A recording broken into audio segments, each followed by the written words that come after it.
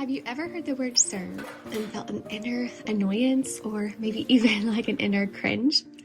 Maybe it's the way our culture has framed it, like serving means losing your identity or your independence, or the most common thing I see in social media is serving makes you lose your sense of worth.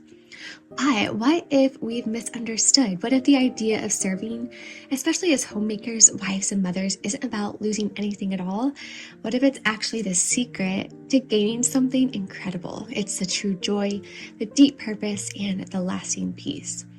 In this video today, we're going to be diving into why the word serve triggers so many people today. I'm going to be sharing how embracing this biblical calling as homemakers can transform our homes and our hearts. So whether you are a seasoned homemaker, you're new to wifehood or motherhood, or you're really just curious about how to find joy in this role, in today's video, I want to encourage you with just a few practical tips, but honestly, I really want to spend a majority of this video refuting the lies of the enemy by giving and providing just uplifting truths about homemaking and even some life-changing quotes that I have found just to be very beneficial when it comes to my own personal kind of homemaking journey. So my prayer is at the end of this video that you'll see that there's no greater calling to serve our families well, and within that, there's really no greater joy than discovering the beauty in it. If this is your first time here, welcome. My name is Dana. I am a homeschooling mama to 4 little ones, and here on our channel, I love sharing homemaking, simple living, a lot of our homeschooling journey, and just kind of all the in-between moments.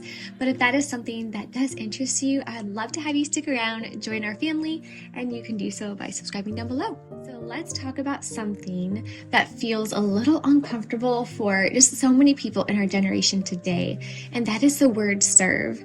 I talk about this a lot with just friends and family, and I always kind of start the conversation with wondering, like, why is such a simple word, one, first of all, that is so central to the Christian life, stir up feelings of resistance or even offense? And I see this a lot even within churches, is why is it that you can talk about anything, but the second you mention serving, or the second you mention, how to serve your family or how to serve your husband or your children, you get walls put up? Like, why is it that that one word just causes people to shut down on you? And we've talked about this a lot, just with local people here and even within church. And I'm always amazed about how quickly people will shut down or, again, be offended by the word serve.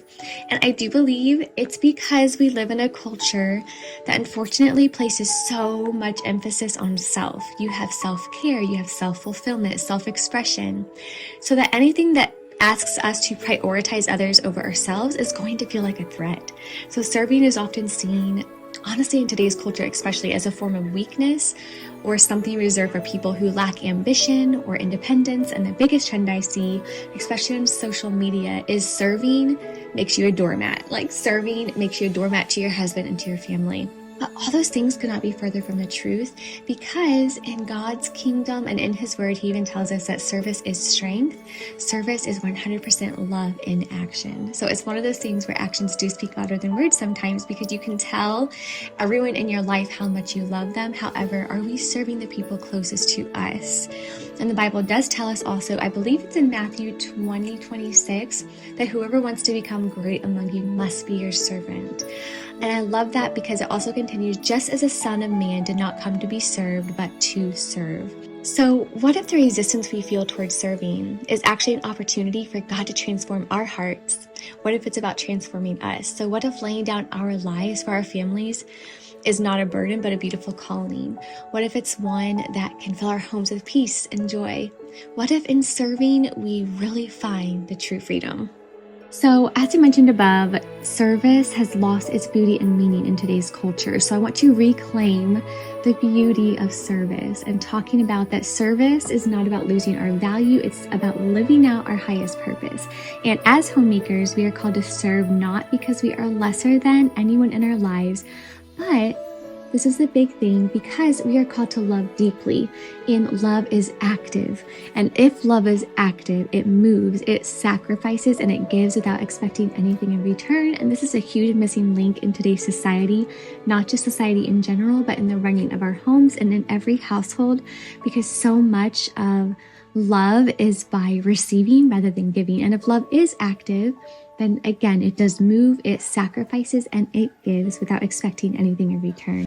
So since love is an active doing thing, it's a daily thing that we make up our minds to do every single day. This is not you sit down and say, okay, today I'm going to decide to serve my family. This is a active thing that every single morning when you wake up, you have to decide to serve your family. And I believe that when we decide that we are going to serve them and serve them well, we're going to be filled, at least in my personal experience, we're going to be filled with so much purpose and joy by doing that daily surrender. We are called to daily surrender ourselves to the Lord. And I love that even in the Bible, when it refers to either a living sacrifice or when we're living according to God's word, it's a daily renewal of our spirit that we need to pray for as well. So this is not something where we say, okay, we're going to do this once, but it's a daily renewal, a daily reminder. Like we really truly do, especially I'm talking to myself here. I really truly do need to wake up every single morning and have a brand new perspective, a brand new day, and ask the Lord again for grace every single day. Again, it's a living renewal of living out His word. And I do believe that when we reclaim the beauty of service and when we adopt this whole philosophy of serving our families well, we also believe that service does not diminish us. It does fill us with that purpose and joy. When we are actively pouring ourselves into the lives of our families, we do find that joy doesn't come from ease or accolade, but it does come from knowing we are fulfilling a calling that truly reflects Christ's love. So one of my all-time favorite quotes from Elizabeth Elliot is when she said, "This job has been given for me to do, therefore it is a gift." And when we look through the lens of our homemaking, the lens of wifehood and motherhood, when we look through the lens of this is a gift, they immediately become opportunities to shape lives, create peace in our homes, and nurture hearts.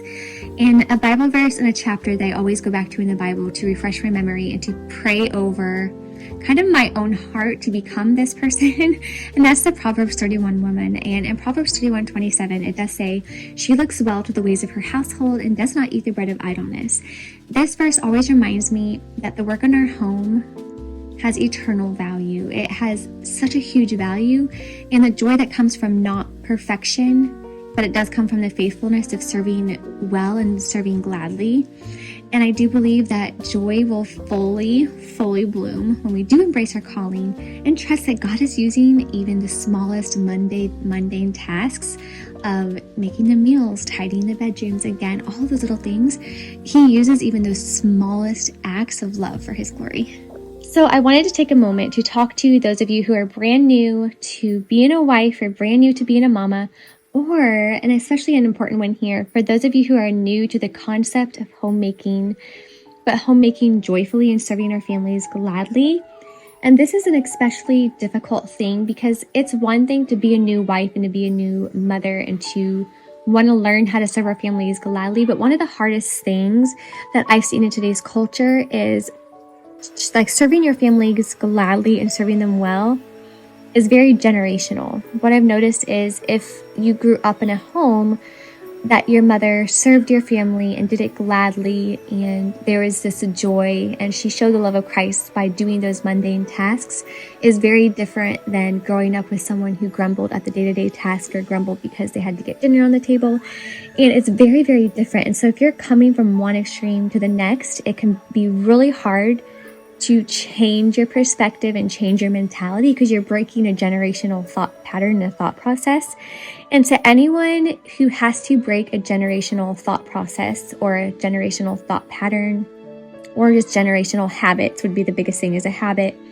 It's one of the hardest things you'll ever do because who you are as a person is who, like, the environment you grew up in. So breaking free from something that, again, if you're having to change that mentality from, is very hard.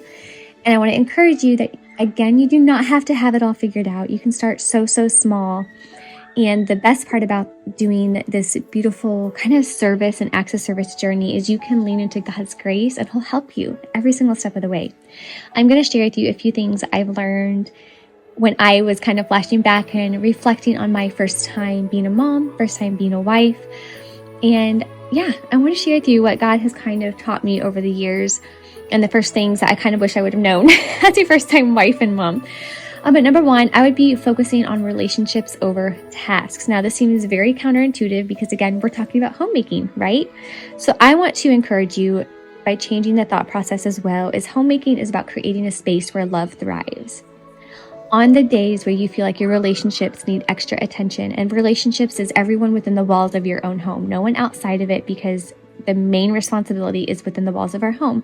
So it is okay if the laundry might need to pile up for a day or occasionally while you prioritize connecting with your little ones or while you prioritize connecting with your husband. Because if homemaking is about creating a space where, again, that active love can thrive, we might need to lay down a task for a while, and that is our homemaking for the day. Because homemaking, again, is about creating that space where love can thrive. It's not about this perfectly curated, mess-free, dust-free environment, even though wouldn't that be amazing? It's not ultimately what God has planned for us. And so even though, yes, a tidy environment is important to me, yes, it's important to me to keep up on laundry, having a space where my family feels loved and they can thrive within that space confidently is ultimately my number one goal when it comes to raising my family and my relationship with my husband. The number one thing I also would have done, I keep saying number one because I feel like they're all equally important, but that would be, I would seek God's guidance a whole lot more when I was first starting out. I wish I would have prayed daily for wisdom, patience, and strength as I'm learning to be that new wife and new mom. So in James 1:5, it promises, and I love reflecting on God's promises. It says, if any of you lacks wisdom, you should ask God, who gives generously to all without finding fault, and it will be given to you. I wish starting out as a new, again, wife and mom, that I would have sought God's guidance instead of withdrawing to a place of trying to figure it out all the time. So many times we can get wrapped up into thinking about things and it can completely take over our thought process till we can't figure it out, and we're trying to find the best methods and the best cleaning things and the best everything, when really, have we even sought God's guidance for how to do those things? Have we sought for wisdom, patience, and strength? Because a lot of the times when we're praying for wisdom and patience being the number one key for homemaking, I think, because within patience, you're talking about being a patient mother, a patient wife. When you're homeschooling your children, you're patient and loving, or when you are patient, it comes across as being loving and showing the grace of God, right? And so I wish I would have sought God's guidance on a daily basis instead of just when things got hard. Another thing I wish I would have embraced, and we already talked about this, but that is being okay with learning and growing slowly. Homemaking is a skill that takes time, and it can be really encouraging because whether it's learning to cook, managing a budget, or creating routines, it's going to take time and you're going to have to grow gradually. So another thing I'm going to mention, and this is something that I could make a whole designated video on because I'm very passionate about this one topic, so I'm going to try not to stay on it too long. But that is to join a community of older women who can mentor and encourage you. In other words, a Titus 2 woman who calls older women to teach younger women. And we grow best as first-time mamas in really any walk in life when you have someone to share the journey with. And that is very difficult in today's age when there's such a huge disconnect. And when I say that I could do a whole designated video on this is and I don't want to offend anyone, but I almost kind of blame the church a little bit for this disconnect because everything is so incredibly age segregated. You have the older, like the empty nester class. You have like a older couples class. You have like a specific 30s class or a young mom's class. Very rarely, at least in my experience in the churches around here, there's no groups where you have the older women in the same group as the first-time moms. And if we had groups, which I know there's quite a few groups out there for online communities that will have Titus 2 groups where the older women can mentor the younger women. But if we had those groups where we had these 40, 50 years plus marriage experience. So if we had these women in our lives who were married for 40, 50 years, who had children through completion, who love and honor the Lord, if we had those women in our lives counseling us, mentoring us, reminding us to have our focus and priorities right with the Lord, we can call for advice and wisdom. Because one thing that I've learned is the groups that we had been a part of were extremely age segregated. We would have people say, well, you don't want to go to this small group over here because they're only like older people. They don't have young kids. And you don't want to go to this group over here because, different age or whatever. So the small groups that we were a part of, it was extremely not just age segregated, but with all the same walks of life and all the exact same ages. And while I do believe there is beauty in living life with people your own age, I kind of feel like it's the blind leading the blind a little bit, because none of us are ahead of the other as far as life experience, marriage experience, parenting experience. So it's kind of like we're all trying to figure it out together. So there was no mentorship.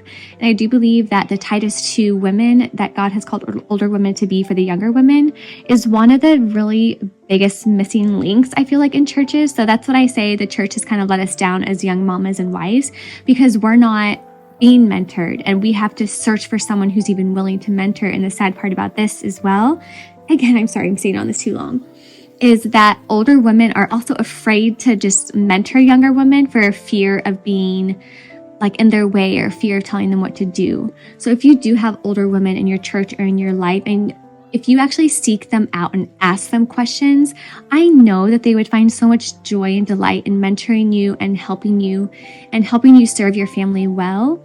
But it's going to be really hard to find someone who will come up to you to mentor you. So take the initiative, try to find an older woman in your local church or someone that you know in your own life. Just call them and say, can I have you as my mentor? Can you come over, or can we talk? Can you be someone that I can just turn to if I have questions, especially again, if they've been married for so much longer than you and they have so much more life experience. I promise you they will have so much wisdom to share.